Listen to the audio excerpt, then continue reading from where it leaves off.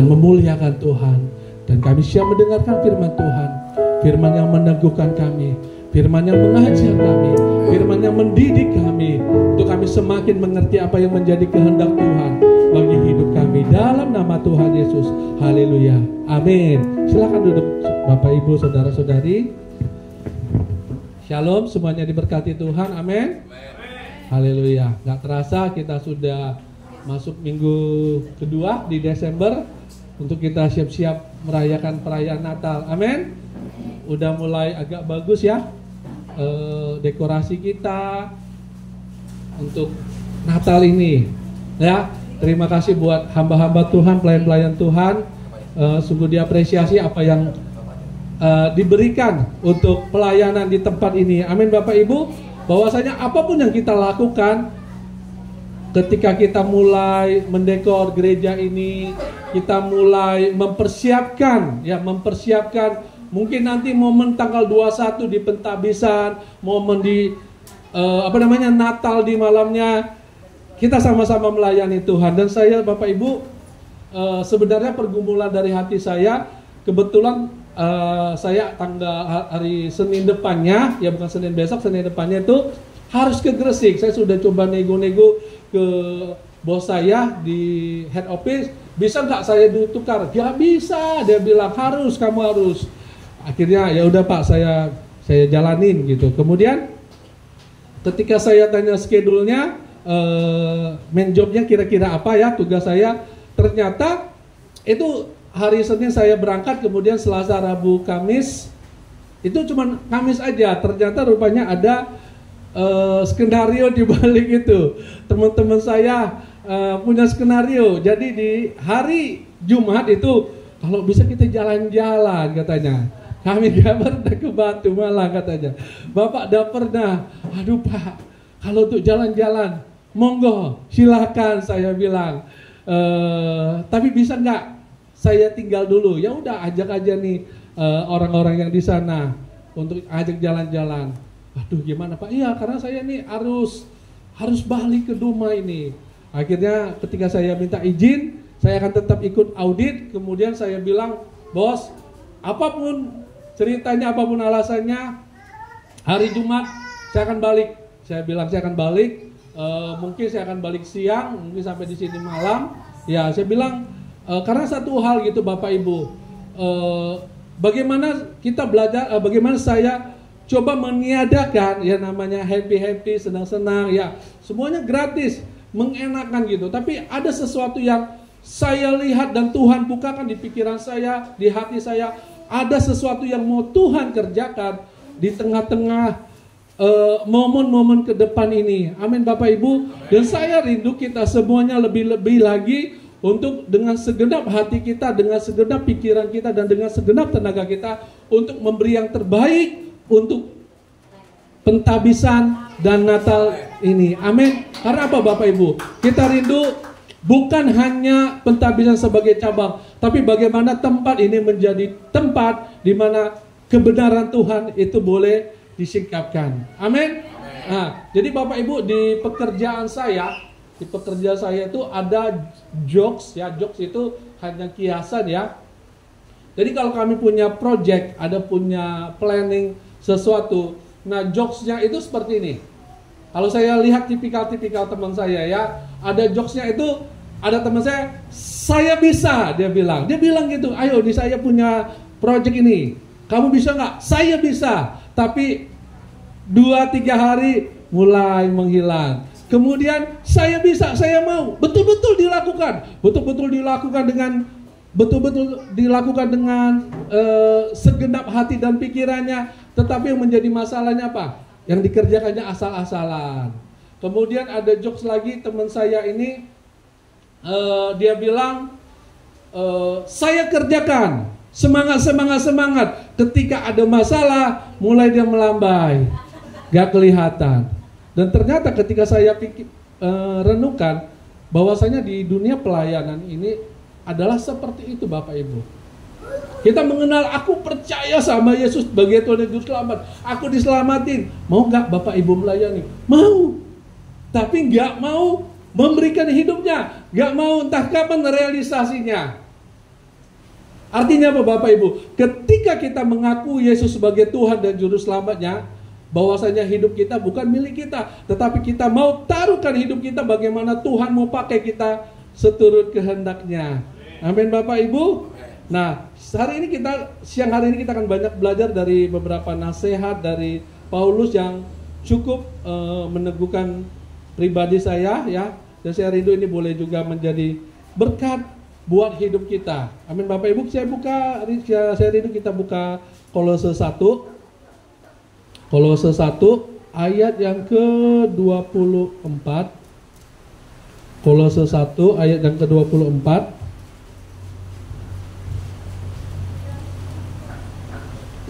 Sampai yang ke-29.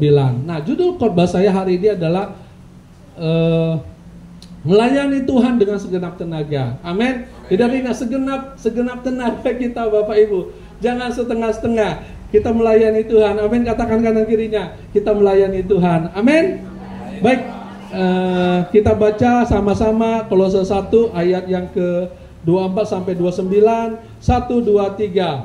Sekarang aku bersukacita bahwa aku boleh menderita karena kamu dan menggenapkan dalam dagingku apa yang kurang pada penderitaan Kristus untuk tubuhnya, yaitu jemaat. Aku telah menjadi pelayan jemaat. Itu sesuai dengan tugas yang dipercayakan Allah kepadaku untuk meneruskan firman-Nya dengan sepenuhnya kepada kamu. Ayat 26, yaitu rahasia yang tersembunyi dari abad ke abad dan dari turunan ke turunan, tetapi yang sekarang dinyatakan kepada orang-orang kudus.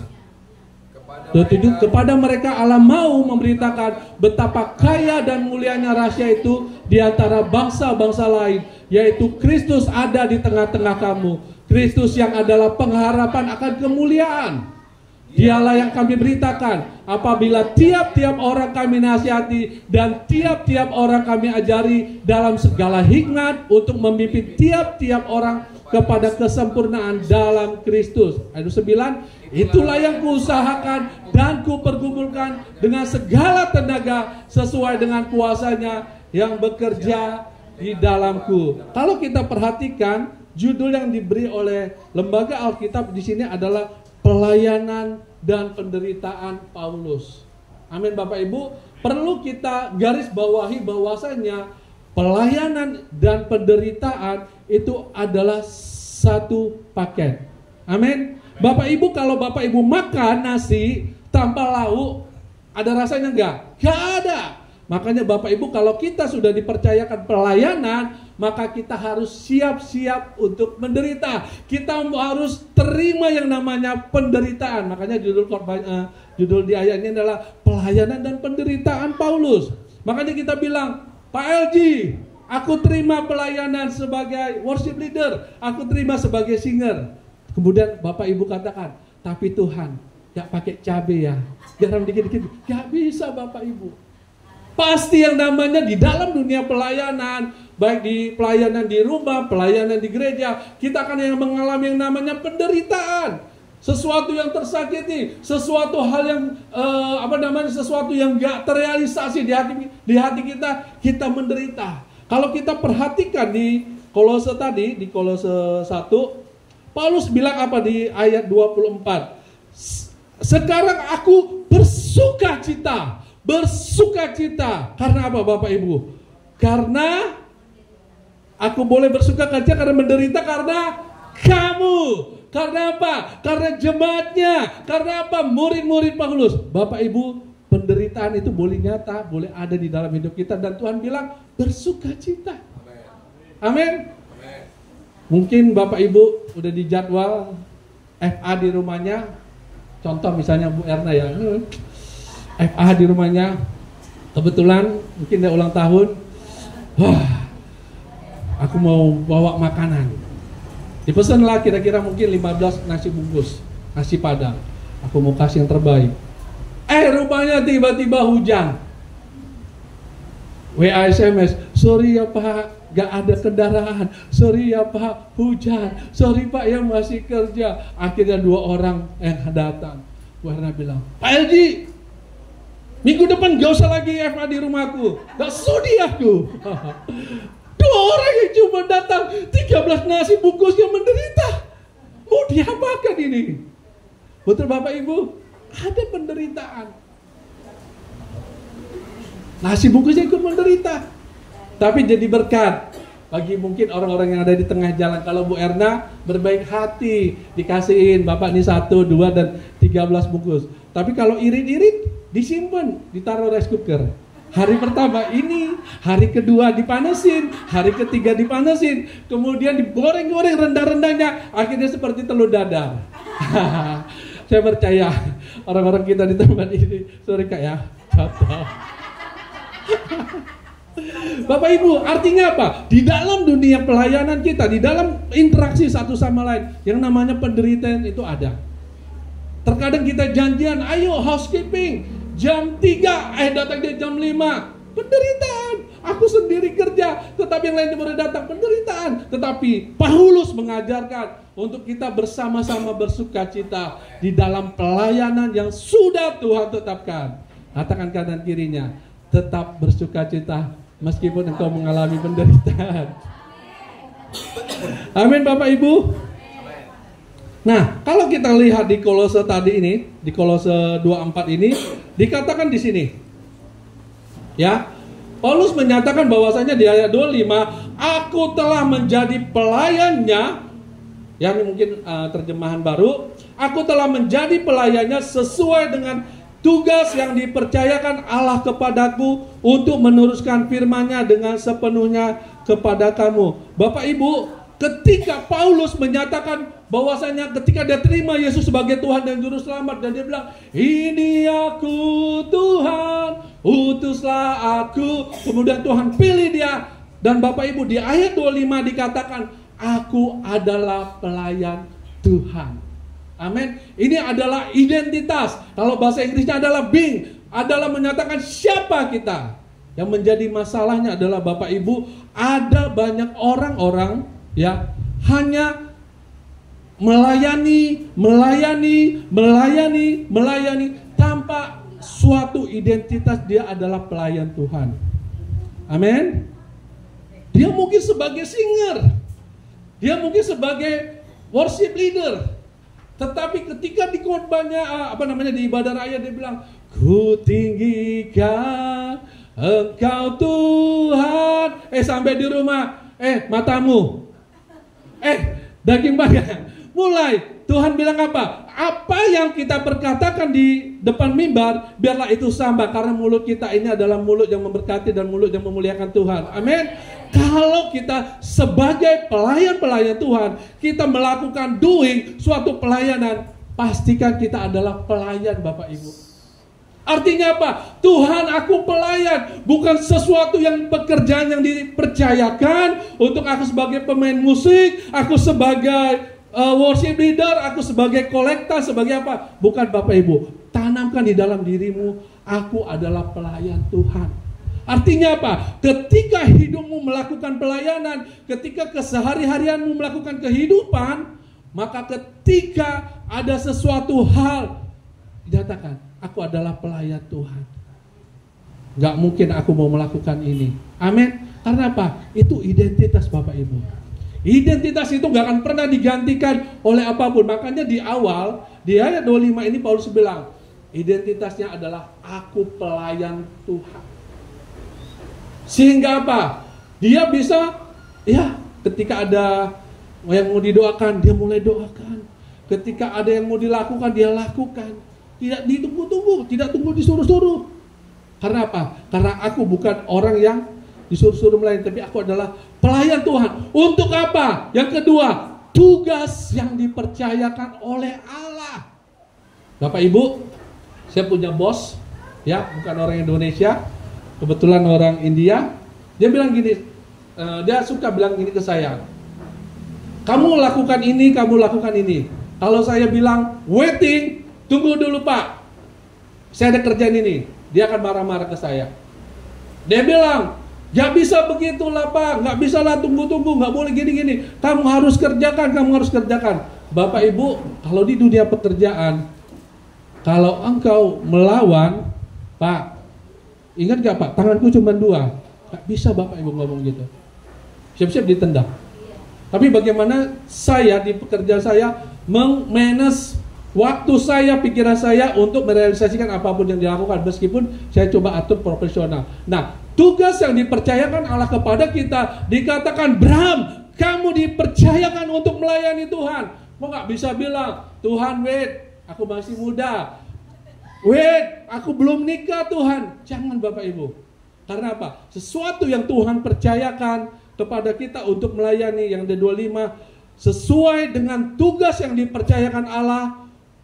Untuk apa Bapak Ibu? Untuk meneruskan firman sepenuhnya. Untuk apa? Menyatakan firman. Untuk apa? Mendoakan orang sakit. Untuk apa? Mendoakan orang-orang yang kalau kita lihat mungkin lagi stres, jalan ketawa-ketiwi, kita doain, Tuhan pulihkan dia. Itulah panggilan di dalam hidup kita. Itulah pelayanan di dalam hidup kita. Amin Bapak Ibu. Katakan dengan diri saya, dengan diri sendiri, saya adalah pelayan Tuhan. Saya adalah pelayan. Amin. Itu adalah identitas kita. Bahwasanya tugas kita Bapak Ibu, ingat, tugas kita ini menurut saya bukan, hidup tujuan dari hidup saya ini adalah mungkin tidak hidup sehat. Bukan untuk saya menjadi kaya. Bukan sampai saya mendapat 10 rumah, 5 mobil, bukan Bapak Ibu. Tujuan hidup saya, tanamkan di dalam hati kita juga, adalah bagaimana kita menyelesaikan amanat agung yang Tuhan taruhkan di dalam hidup kita. Amin. Kau punya harta, boleh, silakan. Engkau punya jabatan, boleh. Engkau punya segala sesuatu, boleh. Tapi ingat, itu adalah others, itu adalah sesuatu yang hanya Tuhan percayakan untuk menyelesaikan yang namanya amanat agung. Amin Bapak Ibu. Amanat agung selalu tanamkan di hatimu. Aku mau menyelesaikan amanat agung Tuhan. Aku adalah pelayan Tuhan. Aku mau amanat agung Tuhan itu dinyatakan. Bagaimana Bapak Ibu? Fokus kepada firman-Nya, percaya kepada firman-Nya. Amin. Nah, kalau kita lihat di Kolose 1 ayat 29. Ya. Kolose 1 ayat 29.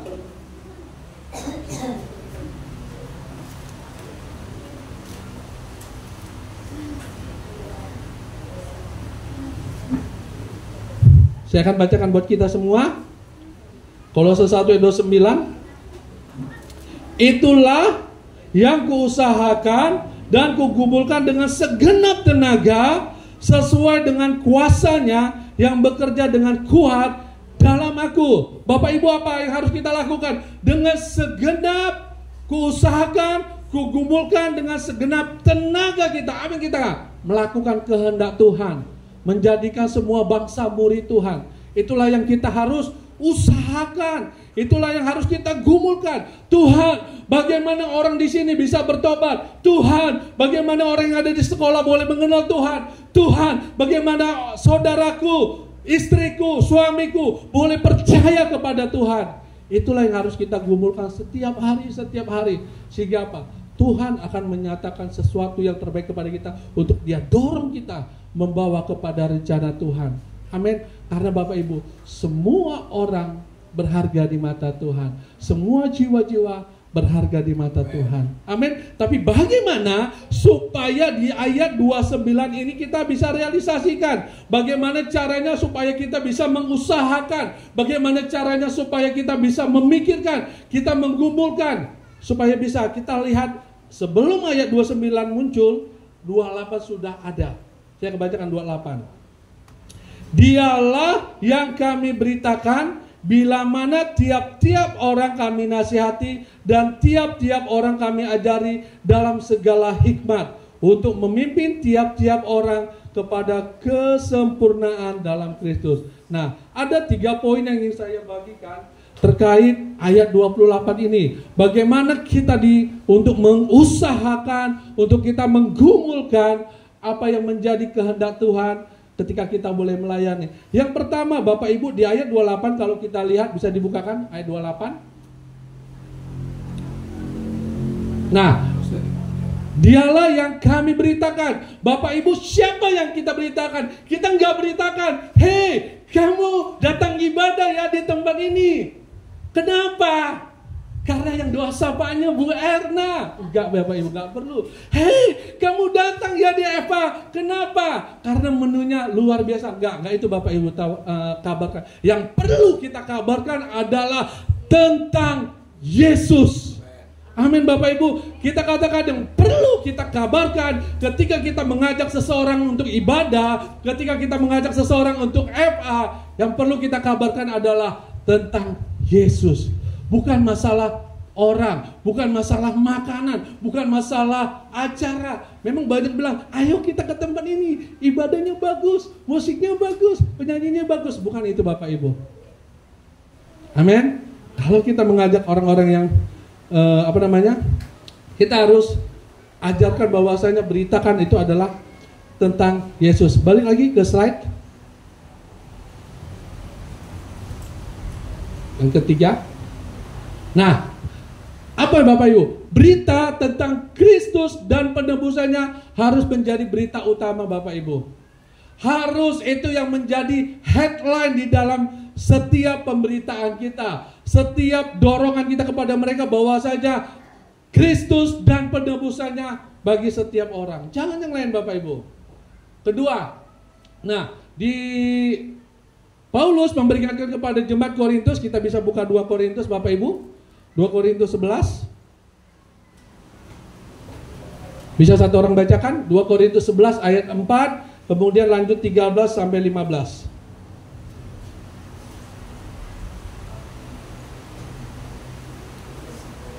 Korintus 11.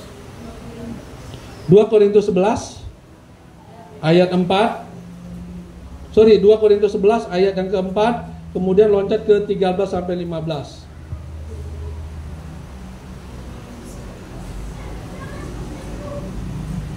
Ada yang dapat? Boleh silakan. 2 Korintus 4 11 ayat 4. 2 Korintus 11 ayat keempat.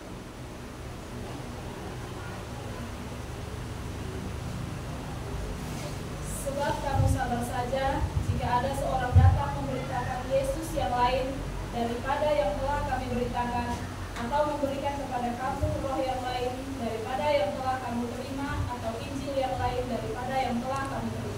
Oke, lanjut ayat ke-13. Sebab orang-orang itu adalah rasul-rasul palsu, pekerja-pekerja curang yang menyamar sebagai rasul-rasul Kristus. Hal itu tidak usah mengherankan, sebab iblis pun menyamar sebagai malaikat terang. Amin Bapak Ibu.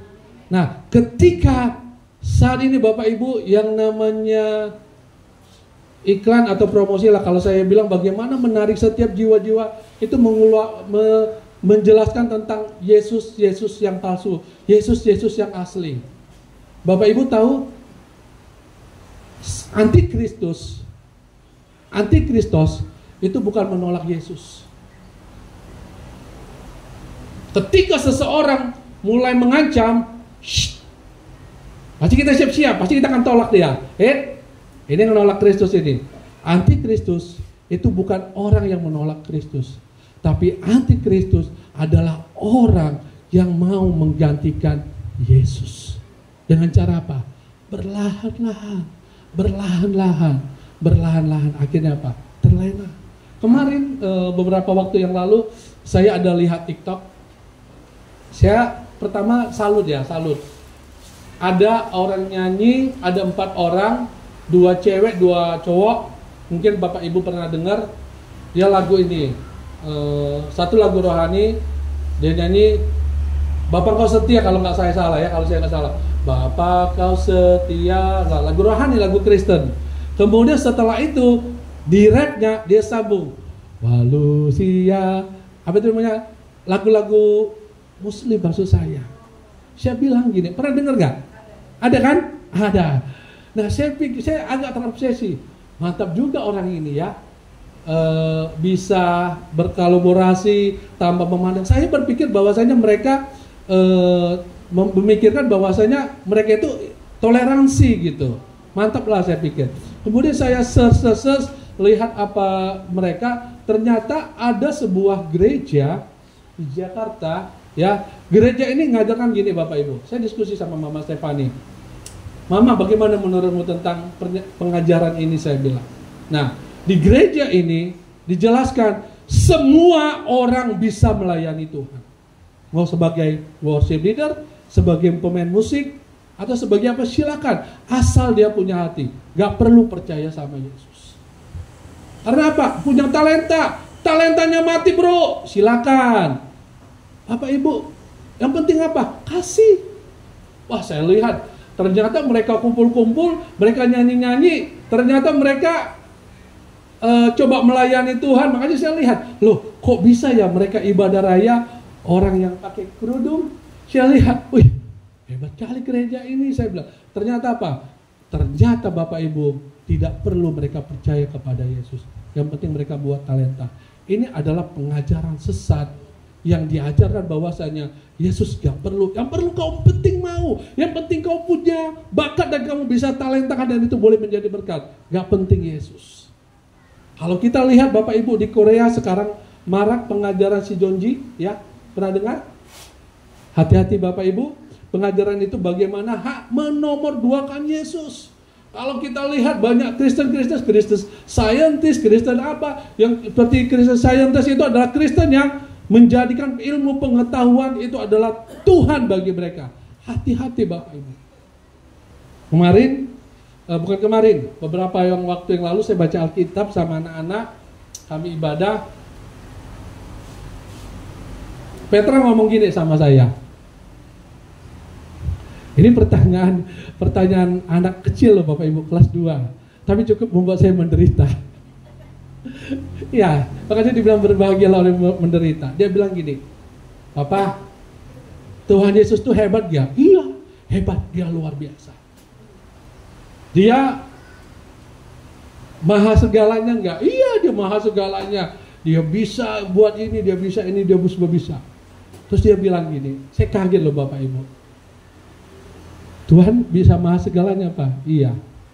Tuhan bisa mati enggak? Apa Bapak Ibu jawab? Lah, kalau dia sebagai manusia, dia bisa mati. Tapi Tuhan bilang pada hari ketiga dia akan bangkit. Lah, pertanyaan saya, Tuhan maksudnya mati itu seperti apa? Ya mati selamanya, kayak opung mati nggak bisa bangkit lagi masuk. Ya gimana kita mau jawab Bapak Ibu? Itulah pertanyaan-pertanyaan anak kecil. Dan saya bilang kebanyakan hampir 60% orang dewasa orang remaja mulai mencari pembenaran dari sebanyak pertanyaan-pertanyaan itu kepada keluar. Makanya engkau bapak-bapak, ibu-ibu selalu ajari prinsip kebenaran di rumahmu. Jangan mereka mencari kebenaran di tempat lain. Jangan sempat mereka mendapatkan pengajaran tentang Yesus yang lain. Hati-hati. Kalau sempat dibilang, iya, di Injil ini Yesus mati, dia menikah. Akhirnya itu diimani. Saya bilang sama dia, iya Petra, Tuhan Yesus itu maha. Tapi ingat, Tuhan Yesus gak mungkin menyangkal dirinya. Secara keberadaannya, secara identitasnya seperti sebagai pelayan Tuhan, dia gak mungkin mati. Tetapi ketika dia di bumi, dia mati. Pada hari ketiga bangkit. Masih bingung saya Pak, masih bingung, gak ngerti. Tapi gak apa-apa, berlahan-lahan. Seperti itu Bapak Ibu. Anak-anak kecil sekarang itu banyak dan begitu menderita sekali untuk cari sini apa jawabannya. Pak, apa itu menistakan? Pak, apa itu menganiaya? Wah, pertanyaan Bapak Ibu. Rajin-rajinlah kita FA, amin. Kenapa? Di FA ini kita belajar firman Tuhan, banyak baca firman Tuhan. Di situ kita setiap pertanyaan-pertanyaan itu bisa kita jawab. Amin. Coba kita pastikan bahwasanya pengajaran yang didengar oleh anak-anak kita, generasi kita, mungkin kita bilang, ya Tuhan Yesus tetap segalanya, tapi anak-anak kita percayalah, mereka akan mencari pengajaran ke tempat lain. Ketika mereka tidak mendapatkan di tengah-tengah gereja, ketika mereka tidak mendapatkan di tengah-tengah keluarga, mereka akan mencari di tempat yang lain. Dan mereka akan mengajarkan sesuai apa yang masuk ke dalam pikiran mereka. Makanya kita hati-hati terhadap generasi-generasi kita. Jangan sempat generasi kita terhilang hidup dengan pengajaran-pengajaran yang gak sehat. Di tempat ini kita bersyukur ya, khususnya wadah kita GBI itu ada departementologia. Jadi segala sesuatu yang menyimpang itu akan diumumkan kepada semuanya bahwasanya pengajaran ini tidak benar. Kita bersyukur. Artinya Bapak Ibu, kalaupun ada pengajaran-pengajaran yang kita dengar, gak apa-apa kita sama-sama diskusikan apakah ini seturut firman Tuhan atau tidak. Amin. Hati-hati kita. Nah, kemudian ketika kita menjadikan Yesus sebagai inti pelayanan kita, kita mulai menceritakan kepada orang rahasia tersembunyi, kepada orang-orang yang tidak mengenal Tuhan. Apa itu? Kristus adalah pengharapan akan kemuliaan. Amin Bapak Ibu. Aplikasinya apa yang harus kita lakukan? Menjadikan Yesus sebagai inti pelayanan adalah kita memberitakan Injil keselamatan, bukan yang lain. Amin. Bukan yang lain, tetapi berita Injil keselamatan. Dulu waktu saya kuliah, belum kuliah, masih SMA. Ada teman-teman saya saat itu mengarah multi level marketing CNI, ya, mereka mulai masukkan anggota-anggota. Nah, embel-embelnya di awal-awal itu adalah cerita tentang kesaksian, cerita tentang firman Tuhan. Tapi endingnya Bapak Ibu adalah bagaimana mereka bisa masuk ke customernya mereka maksudnya. Pernah tahu kan? Seperti itu Bapak Ibu. Jadi ada banyak orang mulai memberitakan, tetapi tidak menjadi Yesus sebagai inti pelayanan. Mungkin supaya banyak juga apa yang kita khotbahkan, apa yang kita lakukan, supaya orang mungkin sifatnya sentralisis. Artinya apa? Supaya aku dilihat orang, supaya aku diketahui orang, bukan Bapak Ibu. Yesus adalah inti dari pelayanan kita. Amin. Nah, yang kedua, apa yang harus kita lakukan untuk kita bisa menjalankan di ayat 29? Yang kedua, Bang. Yang kedua, menjadikan manusia sebagai subjek pelayanan kita Bapak Ibu. Bapak Ibu melayani supaya Bapak Ibu jangan banyak orang like, bukan. Bapak Ibu tegak di sini berdoa, melayani tempat ini supaya orang lihat, like, komentar segala macam, akhirnya apa? Tetapi Bapak Ibu, kita berdiri di tempat ini, kita melayani sebagai asar juga, itu subjeknya adalah manusia. Amin. Katakan kanan kirinya, manusia. Ya, di ayatnya 28 adalah bila mana tiap-tiap orang kami nasihati dan tiap-tiap orang kami ajari dalam segala hikmat untuk memimpin tiap-tiap orang.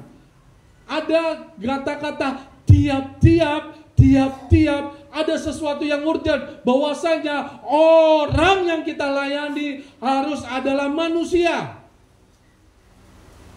Amin Bapak Ibu. Harus manusia.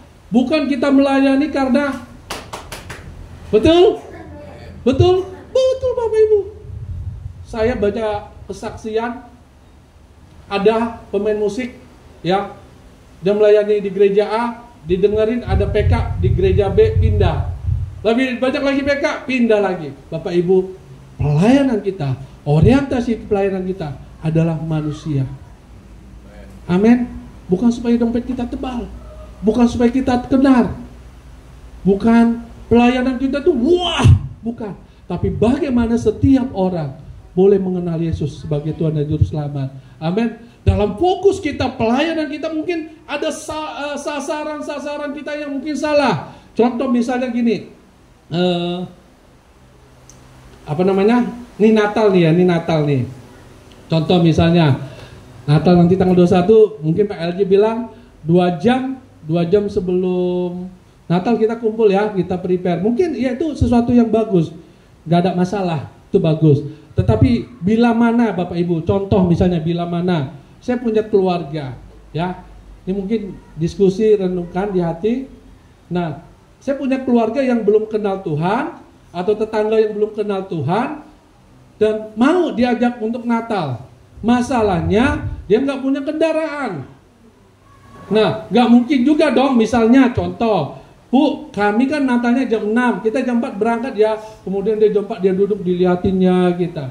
Kadang Bapak Ibu, saya pribadi mengevaluasi, Terkadang dengan saya, contoh di pribadi saya lebih cepat, akhirnya apa? Orang yang rindu untuk beribadah bersama saya, harus saya ajak, saya bawa, tidak jadi datang karena saya mempercepat waktu saya ibadah. Paham gak kira-kira?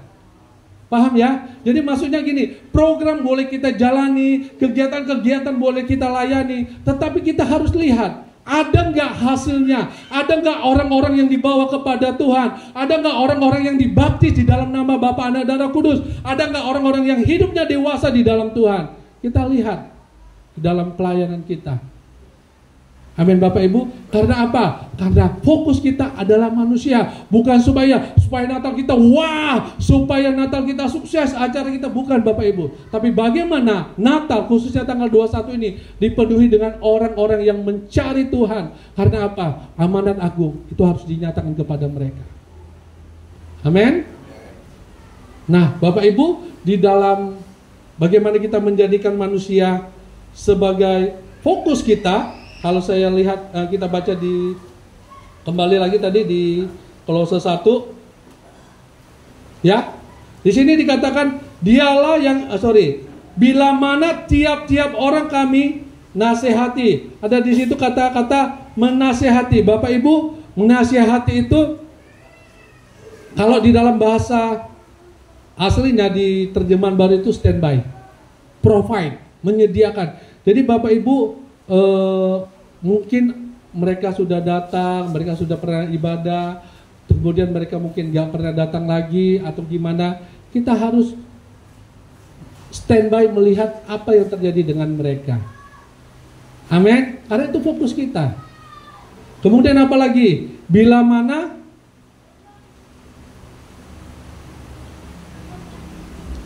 tiap menasihati dan tiap-tiap orang kami ajari. Tiap-tiap orang kita ajari, ada pengajaran, ada kebenaran. Kalau di sini tiap-tiap orang yang kami ajari, saya lihat dari terjemahan aslinya itu adalah bagaimana kita menjelaskan, mengajarkan tentang doktrin atau fundamental. Bapak Ibu, kalau kita mengajar firman Tuhan yang sifatnya yang enak-enak, yang menyenangkan telinga, itu baik. Itu bagus, tetapi jangan lupa doktrin fundamental itu tetap harus kita ajarkan kepada jemaat-jemaat Tuhan. Untuk apa? Untuk mereka dewasa di dalam Tuhan. Bapak Ibu, saya bikin angin kuat mungkin ini, percaya nggak ini jatuh? Percaya nggak? Percaya. Cantik. Firmannya cantik, bagus, enak didengar telinga. Tetapi kalau kita menyampaikan firman fundamental, maka ini akan jatuh. Tetapi ketika kita mengajarkan bahwasanya tentang hal-hal yang harus dilakukan oleh jemaat, wajib dilakukan jemaat, pohon ini akan berakar, dan berakar. Sehingga apa? Apapun kejadiannya, air bah, angin, puting beliung, dia akan tetap kokoh berdiri. Dia akan menjadi dewasa. Amin Bapak Ibu. Wah, pengajarannya terlalu keras. Wah, pengajarannya gak enak di telinga. Wah, Bapak Ibu, suka gak suka, kita renungkan firman Tuhan itu dan kita terima untuk mendewasakan kita. Amin. Amin Bapak Ibu, itulah tugas kita. Jadi, gak usahlah khotbah tentang ini. Kita khotbah tentang berkat aja terus. Gak usahlah tentang penderitaan.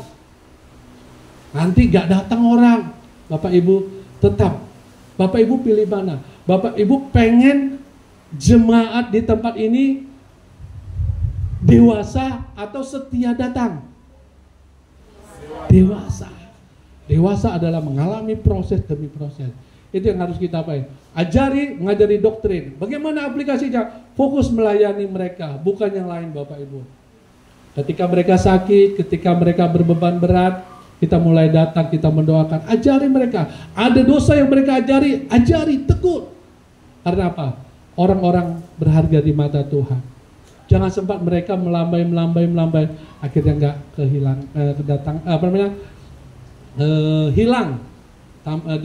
nggak kelihatan lagi di mana.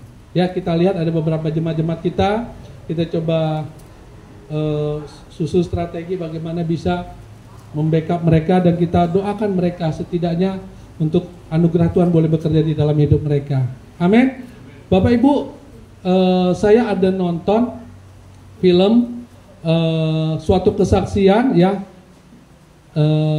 Nikolaus Winston ya. Nikolaus Winston itu adalah seorang orang Inggris. Dia hidup di tahun 1900-an, itu pada zaman Nazi. Ya, saya nangis nonton itu, saya nangis. Jadi Nikolaus Winston ini pada saat itu umurnya 30 tahun. 30 tahun dia berencana mau jalan-jalan. Dia mau happy-happy. Kemudian ketika dia mendengar berita akan terjadi yang namanya Holocaust. Holocaust itu adalah pembantaian orang-orang Yahudi di Cekoslovakia, ibu kotanya Praha.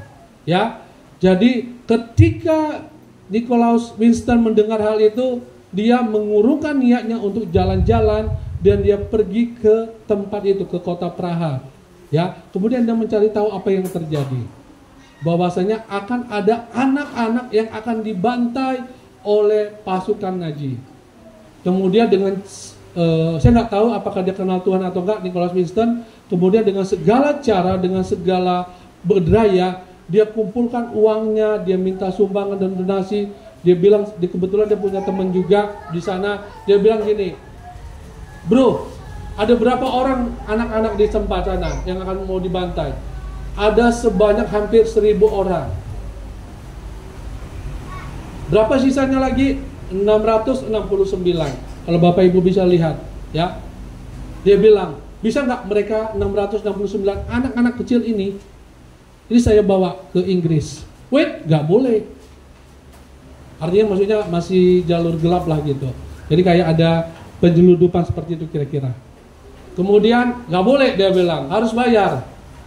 Berapa? Dia bilang, satu orang 50 pound sterling. Bapak Ibu, 50 pound sterling itu kalau dirupiahkan sekitar 17.000 atau 18.000. Itu lumayan mahal. Kali 669. Itu kalau kita rupiahkan itu sekitar hampir 700 juta di tahun 1900-an. Bayangkan dengan uang segitu bisa dia gunakan happy-happy, dia bisa gunakan untuk jalan-jalan, dia bisa beli baju, dia bisa beli pakaian, dia bisa tahu banyak ini. Tetapi uang sebanyak itu dipakai untuk menyelamatkan 669 orang ini di masa mudanya Bapak Ibu. 30 juta, di umur 30 tahun dia manfaatkan uang ini bukan untuk menikah. Akhirnya apa? Kemudian 669 ini dibawalah ke Inggris. Kemudian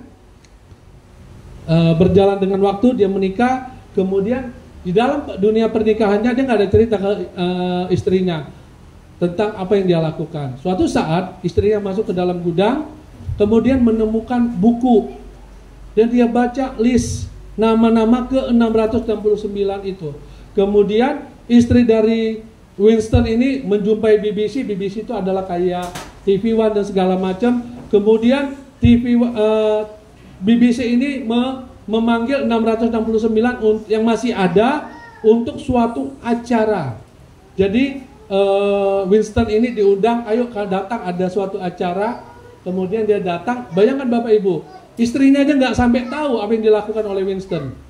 Kemudian di acara itu kemudian dibilang, Winston, sebelah kanan kirimu itu adalah orang yang kamu selamatkan. Bayangkan Bapak Ibu. Kemudian mereka salaman, mereka pelukan. Sebentar kita lihat videonya, biar lebih paham. Yuk Bang, videonya.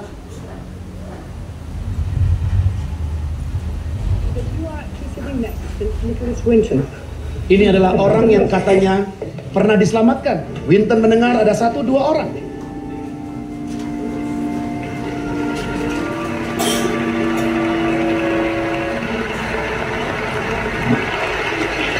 Thank you. And another of the children that you saved.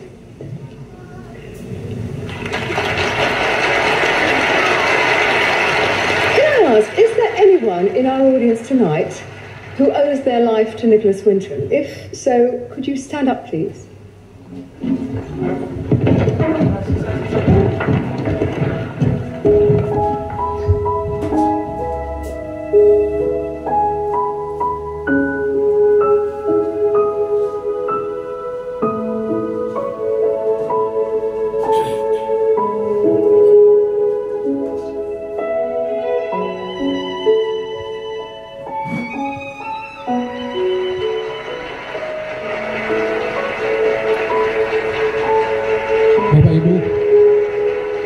begitu berharga Bapak Ibu. Dia nggak tahu apakah dia mengenal Tuhan atau tidak. Tapi dia lihat, kalau saya nggak lakukan, mungkin mereka sudah mati. Mereka tidak memiliki kehidupan. Bagaimana dengan kita? Melihat orang-orang, anak-anak yang tidak mengenal Tuhan. Melihat mereka yang ada di jalan-jalan sana. Kalau saya jalan di daerah mau ke Pelintung, itu saya sering lihat anak-anak bukan geng motor, anak-anak pang ya, anak pang. Saya kadang mau salaman ke mereka, saya kasih makanan, saya bilang, mau nggak saya berdoa buat kalian? Karena apa Bapak Ibu? Mereka berharga di hadapan Tuhan. Amin Bapak Ibu. Karena apa? Fokus kita adalah bagi mereka boleh mengenal Tuhan sebagai Tuhan dan Juru Selamat mereka. Amin Bapak Ibu. Fokus pelayanan kita adalah orang. Bukan bagaimana supaya bisa saya tenang atau saya punya banyak uang. Tapi bagaimana setiap orang boleh mengenal Yesus adalah Tuhan dan Juru Selamat bagi mereka. Amin Bapak Ibu. Yang terakhir, yang ketiga. Bagaimana di dalam pelayanan kita di ayat 28 Kolose tadi. Ya, di ayat 28.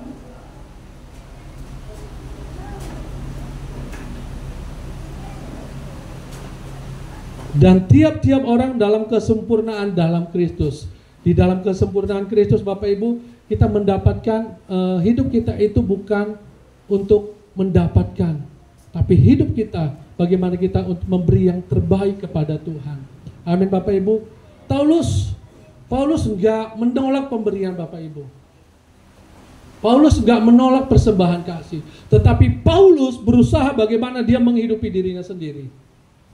Amin. Demikian juga kita apa? Sempurna di dalam pelayanan kita. Tujuan dalam pelayanan kita semakin sempurna sampai kita tetap setia sampai Tuhan datang kali kedua. Amin. Apapun tujuan hidup dalam hidup kita, marilah kita memberitakan Yesus sebagai Tuhan dan Juru Selamat. Fokus kita adalah itu. Kedua, kita memberitakan Injil kepada setiap orang-orang karena mereka membutuhkan Yesus. Bapak Ibu mungkin kau berkata, Tuhan, janjimu satu orang bertobat, seisi rumah bertobat. Bapak Ibu, itu gak akan terjadi kalau apa Bapak Ibu? Engkau tidak memberitakan Injil. Amin Bapak Ibu. Saya boleh bertobat, saya boleh percaya kepada Tuhan. Belum tentu orang tua saya, belum tentu tulang saya, belum tentu dambur saya selamat. Belum tentu Bapak Ibu, tidak otomatis. Kalau tidak ada yang memberitakan. Mari kita semua menjadi pemberita-pemberita firman Tuhan. Amin. Memberitakan Yesus adalah Tuhan dan Juru Selamat dan fokus kepada setiap jiwa-jiwa. Saya undang bangkit berdiri. Kita akan akhiri firman Tuhan ini. Terima kasih Tuhan.